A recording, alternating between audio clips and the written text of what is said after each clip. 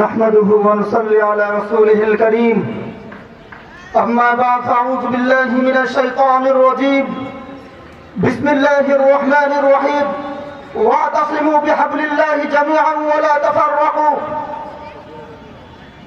সম্মানিত ইসলাম প্রেমিক তৌহিদি জনতা,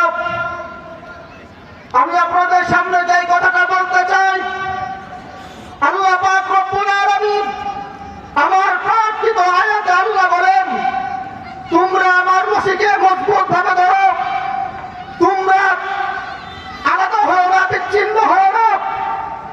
সুতরাং আমরা সকলে ঐক্যবদ্ধ হয়েছি। আমাদেরকে বলা হতো ইসলামী দলগুলো ঐক্যবদ্ধ হয় না। আলহামদুলিল্লাহ আমরা ইসলামী দলগুলো ঐক্যবদ্ধ হয়েছি। ইনশাআল্লাহ আগামীর বাংলাদেশ হবে খেলাফতের বাংলাদেশ, আগামীর বাংলাদেশ হবে ইসলামের বাংলাদেশ। আমরা বিগত বিভিন্ন দলের মাধ্যমে এদেশ পরিচালিত হয়েছে।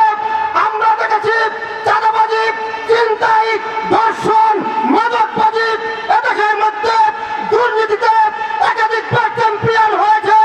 এগুলো আমরা দেখেছি, কিন্তু আমরা দেখেছি